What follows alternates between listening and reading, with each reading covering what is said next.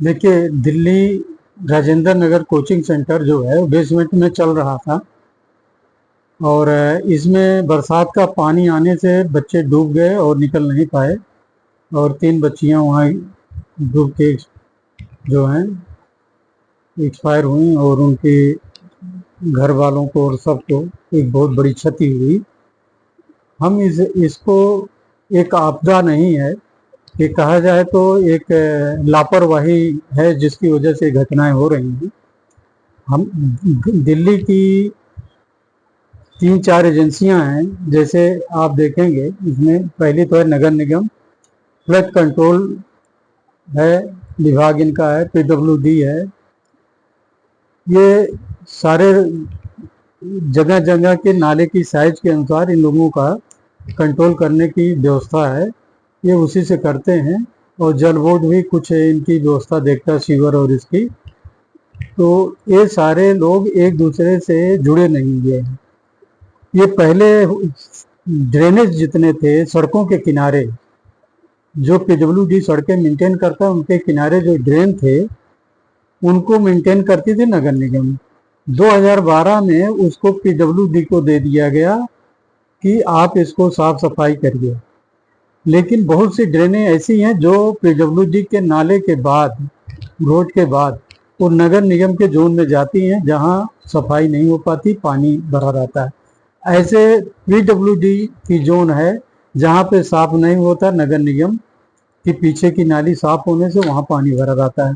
तो आप सर्वे करेंगे तो पूरे साल यही व्यवस्था रहती है, पानी नहीं प्रॉपर निकल पाता।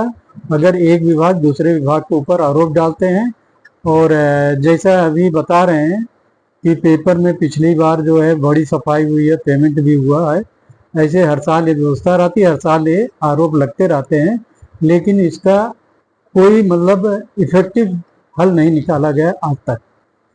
और इसके हल न निकलने का एक मल्टी एजेंसियां उसमें काम कर रही हैं, एक दूसरे के ऊपर आरोप लगा के अपने को निकल जाती हैं।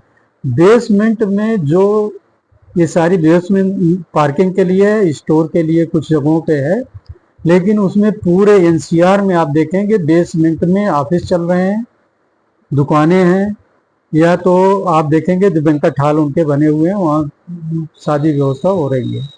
और बेसमेंट बनाते समय कुछ लोगों की गाइडलाइन है कि वो ड्रेन से पीछे एक डिस्टेंस है 3-4 मीटर कम से कम उनको पीछे होना चाहिए, लेकिन ये ड्रेन की दीवार से सट के ही बनाते हैं और उसमें सीपेज की शिकायतें आप अगर पता करेंगे तो विभागों को आती रहती हैं कि ड्रेन से हमारे मकान में सीपेज हो रही है बेसमेंट में। तो ये सीपेज बेसमेंट में इसलिए होती है कि बिल्कुल उसकी दीवार से सट के बनाते हैं। जब प्रेशर होता है पानी का या वाटर फ्लो ज़्यादा हो जाता है ड्रेन में, तो प्रेशर से साइड में लीक करता है और वहाँ पानी भरता रहता है। तो यहाँ भी ऐसी घटनाएं हुई है कि प्रेशर है, दीवार की लीकेज है, और ड्रेन में अगर पानी नहीं जाएगा तो जो इकट्ठा पानी होगा किसी न किसी लो लैंड एरिया की तरफ जाएगा, बेसमेंट नीचे है तो उधर जाने जाना है, और इस बीच में वो निकल नहीं पाए, एकाएक बरसात हुई भर गया।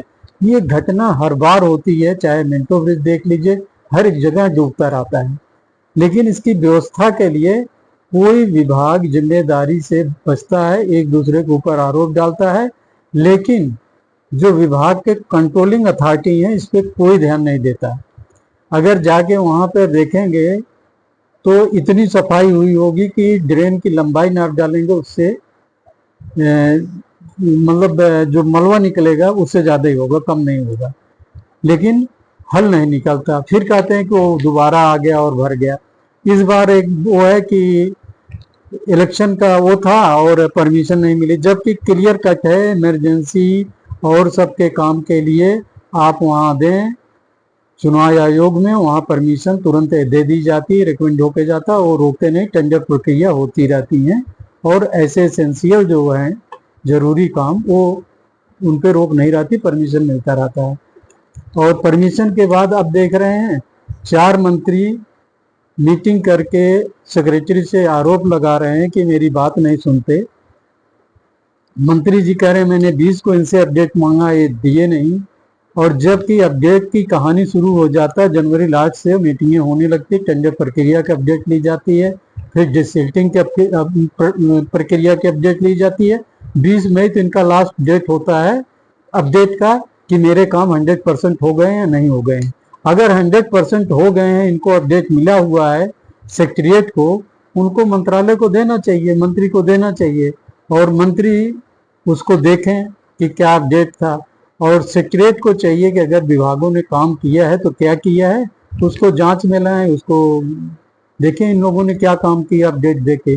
अगर नहीं किया तो क्यों नहीं किया, जिम्मेदारी फिक्स करें। तो ये सारी चीजें जो हैं अब आगे आगे गवर्नर के ऊपर जिम्मेदारी डाल दे रहे हैं कि सेक्रेटरी नहीं चुन रहा मेरी, गवर्नर का वो है कंट्रोल। तो ये जो है नीचे से ऊपर तक किसी भी काम की हम देख रहे हैं जिम्मेदारी कोई एक दूसरे के ऊपर डाल के अपने को निकालने की कोशिश कर रहा है, और ठोस प्रक्रिया की तरफ नहीं जा रहा है कि जिससे काम हो, लोगों को राहत मिले। और आपके अग्निशमन विभाग जितने हैं, फाइटिंग से जुड़े हुए विभाग जो एनओसी देते हैं, वो भी कहीं की भी एनओसी आप ले लीजिए, रिकॉर्ड निकालिए, सबकी जगह मिली होगी, जबकि वो प्रोहिबिटेड होगा। ऐसे वहां पर आप देखेंगे नगर निगम का काम है कि अगर इस तरीके की कोई वो है स्ट्रक्चर जहाँ पे चल रहा है, तो वहाँ की रिपोर्ट उनको मिलती रहती है, वो एक्शन लेना चाहिए, वो भी नहीं लिए होंगे। तो ये सारी चीजें एक लापरवाही नहीं, ये प्लान वे में ये चल रहा, लापरवाही नहीं कर सकते। एक तरीके से ये एक नेक्सस है जो ये चलाया जा रहा है, और इसमें एक दूसरे के ऊपर लापरवाही का टीकरा फोड़ा जा रहा है। अब सबसे बड़ा टीकरा जो एलजी और मंत्रालय में चल रहा है, ये बड़ा सोचनीय है और जनता के हित में भी नहीं है। हम तो कहेंगे कि एलजी भी जांच फिक्स करें और मंत्री भी करें, और सेक्रेटरीट भी इस पे कोई वो ना करके तुरंत सारे रिकॉर्ड के साथ एक मीटिंग करे एलजी के मंत्रियों के साथ, किसका फैक्ट क्या है, इसका हल क्या होगा। पीडब्ल्यूडी ड्रेनेज के लिए नहीं बना, सीवर लाइन साफ करने के लिए नहीं बना, स्ट्रक्चर और कंस्ट्रक्शन के लिए बना है। उसको 12 में ये सारी चीजें अगर दे दी गई तो 2012 में इनको हैंड ओवर हुआ था, तब से ये डिस्प्यूट बराबर फैलता जा रहा। पहले एक एजेंसी थी, उसके ऊपर लाइबिलिटी आती तो डर के मारे काम तो करता था। अब जो है दोनों की लापरवाही से, और दो जल बोर्ड और फ्लड वाले भी इसमें इन्वॉल्व हैं, ये सारे लोग मिलके पूरे समस्या को निराकरण करने में असमर्थ हैं, टोटली असमर्थ हैं। और पेमेंट की बात, कॉन्ट्रैक्ट की बात, ये तो जांच का विषय है, और हमारे सेक्रेटरीट को बिल्कुल जांच करानी चाहिए, उस पर लापरवाही नहीं बरतनी चाहिए। नहीं तो जनता का जो विश्वास है सरकार पर और विभागों पे, वो बिल्कुल ख़त्म होता जा रहा है और उनको नुकसान भी होता जा रहा है। तो इसके लिए तो अब देख रहे हैं डिबेट पर डिबेट, और मीडिया में यही केस छाया हुआ है, लेकिन अभी तक जिम्मेदारी के साथ कोई सामने नहीं आया कि कैसे इसका हल किया जाए। छोटी पोस्टों पे रिस्पॉन्सिबिलिटी डाल के किया जा रहा है कि उनकी लापरवाही, इनकी लापरवाही, लेकिन लापरवाही हर साल होती है, हर साल यही होता है। पीछे भी इस पे डिसल्टिंग के ऊपर जांच हुई थी और एसीबी ने जांच की थी, सारा कुछ चल रहा था, उस पर एक्शन बहुत डिले है या क्या हुआ वो तो विभाग के नॉलेज में होगा। लेकिन ये बहुत ज़रूरी है कि इस पर तुरंत कार्रवाई और किया जाए, जिससे जनता को राहत मिले और ये बेसमेंट प्रक्रिया से लोगों को मुक्ति मिले। इससे जो है यातायात में भी प्रॉब्लम होती है, क्योंकि बेसमेंट के जो गाड़ियों पार्किंग है वो बाहर सड़कों पर पार्क होती रहती है, सब यातायात बाधित होता, बहुत सारी समस्याएं होती हैं। और जहाँ समुदाय केंद्र बने हैं, सड़कों पर ही पूरी गाड़ियों का पूरा उनका कार्यक्रम चलता है, तो बड़ी दयनीय स्थिति हो जाती शाम के बाद ट्रैफिक की भी, और इसको कंट्रोल करना बहुत ज़रूरी है।